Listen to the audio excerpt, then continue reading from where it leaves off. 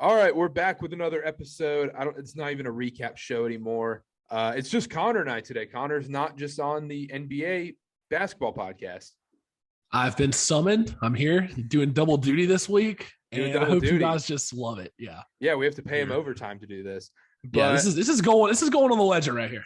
All right, let's start this off. Massive announcement. If you're listening to this, it's Tuesday morning, probably Tuesday afternoon, whenever you're listening to this, March 1st, KarterKast.com is live. We have all of our articles that we have already written already up on the website. We will have consistent articles coming non-stop, multiple articles a week. We'll have all the podcast episodes on there, podcast clips. You can go check it out right now, KarterKast.com. Connor's even written an article on there. We have some other contributors coming on there. When it's not just going to be basketball, it's not just going to be, let's talk about the ACC. Let's just talk about Duke Carolina. Yeah. It's going to be, we're going to have some baseball people writing on there. We're going to have hockey. We're going to have everything covered. I already wrote my MLS previews that were written before the season started. We have that up on the website. You can go trash me. And if you like the articles, you don't like the articles, reach out to us. DM us on Twitter, Instagram, Facebook, all of our social media pages. You can find us there. You can find our social medias on the website under the Meet the Crew page. It's awesome. The website's fantastic. Make sure to check it out. KarterKast.com, KarterKast.com. This has been in the works for a while now. The website looks great, I got to say. Didn't know what to expect whenever we initially had the idea, and then you and Kyle started killing it. Shout out Kyle. It's come along nicely. I got to say, I'm happy to be a part of it. So, yeah, make sure to check out. The articles are fantastic. Right now, you can check out Connor's article. He wrote about the five most forgetful, awesome college basketball teams. Yeah. Christian's written an article. I wrote 2 MLS previews, top 10 minor league baseball teams and logos. It's awesome. Check it out, KarterKast.com. But let's actually talk some sports. Real quick, you want to say something? Yeah, I said one more thing. If you have suggestions for an article or something you want us to write and you want to hit us on Twitter, if you have a good idea or something, feel free to DM us. I'll leave my Twitter in all the articles. Every podcast description also. DMs are open. Make sure to reach out. There's also a contact page on KarterKast.com. If you want to write for us, hit us up. It'll email it right to me. Make sure to hit us up. We will get you set up right away. And hit us up on Facebook, Instagram, Twitter, whatever. But let's talk basketball now. Carolina opens and closes as a minus. They were an 8.5-point favorite. Yeah. And if you had Syracuse plus 8.5, you're sick. Beating a dead cat right now. You're sick. This is the rapid reactions. Me and Chip, my roommate, just went to the game. Last home game of the year, senior night. I got to say, the crowd was great. It felt like Carolina was going to blow that game. It was hilarious because Syracuse did not they just kept making shots. You're just okay, when is Carolina going to blow through? Because Carolina was clearly the better team in this game. But when Buddy Boeheim and Cole Swider could not miss a shot. He went 7 for 10 in regulation. That was unreal. And the thing is, a lot of people that go off against Carolina, you can attribute that to bad defense. We were in his grill the entire night. They were contested. And Buddy Boeheim was getting locked up and he was just draining. Oh yeah. And Syracuse, him, Boeheim, Swider, and Joe Girard all do the same little move. I don't know if you know, they back down and then turn around and shoot it when they're turning. It's it's so hard to block. But they're so good. DeMar DeRozan. Yeah, honestly, it's so hard. It's so hard to block. But yeah, it was a great win though. If we had lost that would have been a pretty big hit going into tournament time. So I did want to mention this. We were texting about it. The go-ahead shot for Carolina in regulation. Caleb Love takes an NBA 3-pointer, just wets it. And if you're a Carolina fan, that is an no, let's go kind of shot. There is a video on Twitter. I think Ross Martin from Inside Carolina posted it. It's literally a video of that, and the whole crowd's shown. And when he pulls up, there's a collective oh my god, and then it goes in, and everybody goes crazy. But that describes the experience. I want to know what Hubert said in that timeout. I haven't looked at any of the post-game press conferences or anything. I wonder, it would be an awesome move if Hubert Davis was all right, Caleb, this is your shot. We want you to just let it fly. Just let it fly over the zone. See, I wouldn't have. See, that wouldn't shock me, but he pulled up. It has to be deep. Why would you not say, hey, let's get it to the middle and try and dub it down to Baycott in the post? Yeah, exactly. Because we don't need it too. Good night for Baycott Player of the Year candidacy.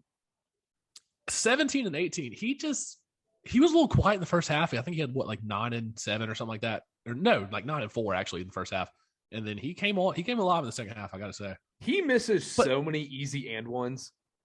He does. There's that. And plus, I was going to say, Hubert Davis, once again, I guess we don't play till Saturday, so it makes sense. Just rides the starters. We played 6 guys tonight, really, because, Ryan McAdoo started for senior night, but we really played 6 guys, and 4 guys played over 42 minutes. That's crazy. They'll be fine, though, come Saturday. I think so. I think it's enough time in between. It's just going to week.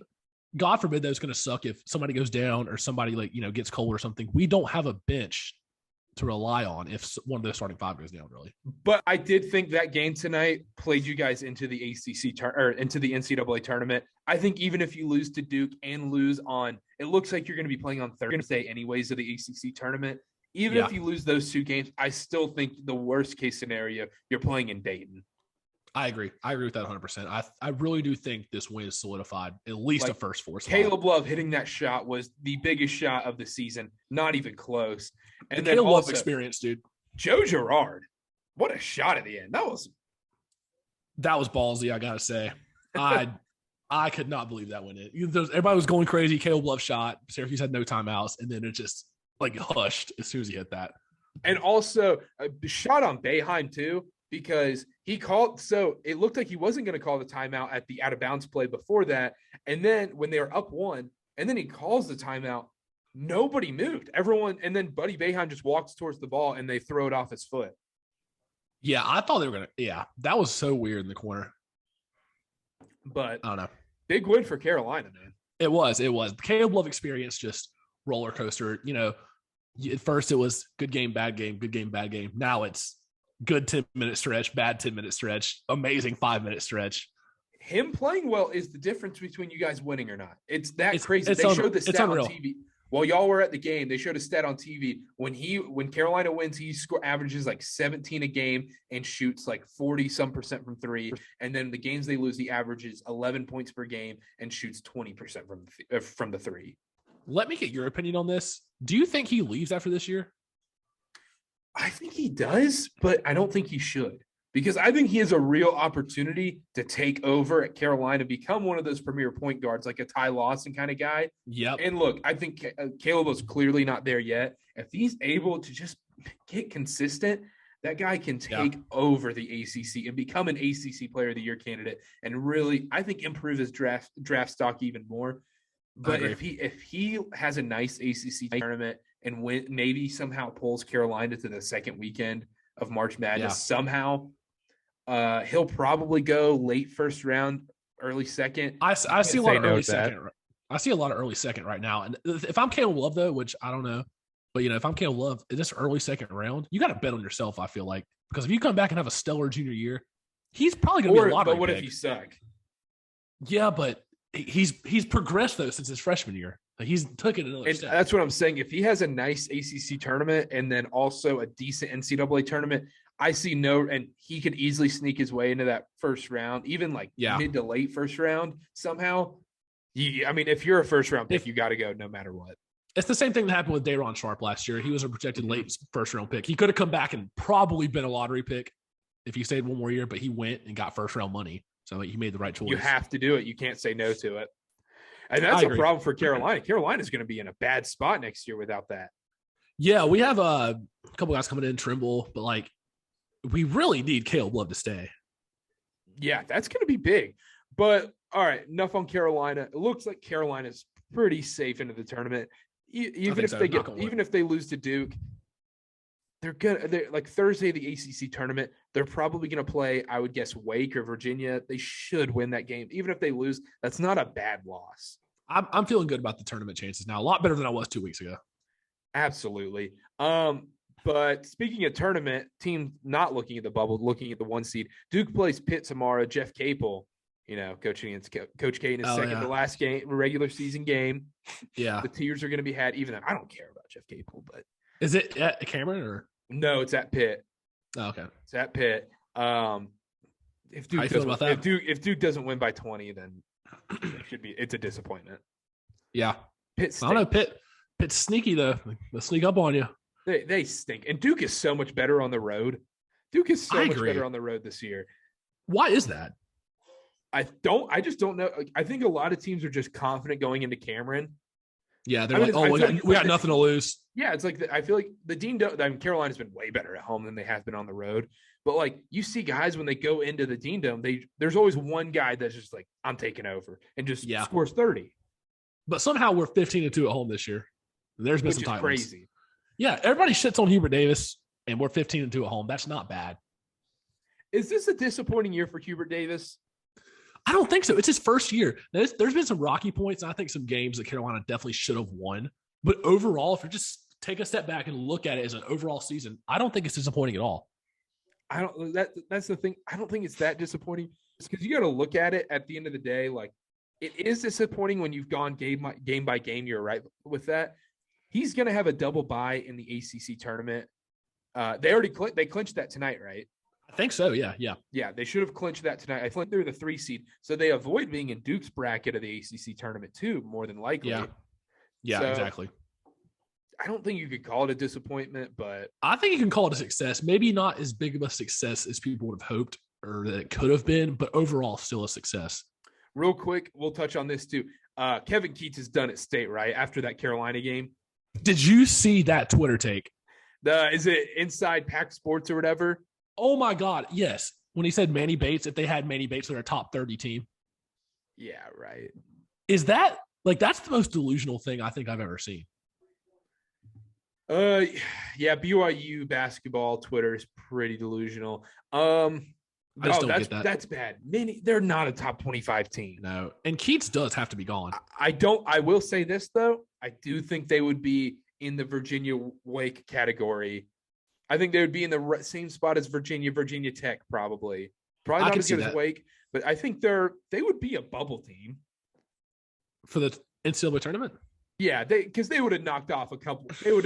They probably win the Purdue game or win a stupid game against one of the bigger ACC opponents. Maybe. I'm still not sold on that. Maybe. But I think we saw the last game of Kevin Keats. I think it has to be. Mm-hmm. But yeah, back to the Duke game. Duke better win by 20 against Pitt. Not really much to say there. It's just gonna be another one of those games. Final score is gonna be 81-63. 64. I was gonna say 64. Yeah. 81-63. I'm sure Duke is probably like an 18-point favorite in that game. More than likely. Okay, real quick. Hornets get blown out. I didn't catch the game tonight. Not too bad. I mean, I'm not too mad that I didn't catch it. Watch first half. Awful. Well, I saw the score at the end of the first, and we were tied with the Bucks, and I was like, okay, so Mel was playing out of his mind. I think he had 13 after the first quarter. Next thing I know, we're leaving the Carolina game. I check, we're down 25 at halftime. I don't know. I thought it was crazy. But the game last night, Kelly Olynyk, dagger buzzer beater in the corner. The thing is, you knew when they got the ball and they subbed him in for that last possession. I was like, it's going to Kelly Olynyk. And LaMelo misses that wide open layup. Great pass by PJ and just misses the easiest layup I've ever seen. That's something. Shout out the person who was supposed to be on tonight. Would miss that layup. I agree 100%. 100%. And LaMelo missed that. And then PJ missed, granted, it was a lot more contested. Missed another bunny, though, right at the rim. I meant to ask you. So did you see those LeBron comments this weekend during the All-Star weekend about like playing with Bronny? About where he was like, is Bronny good enough to play in the NBA?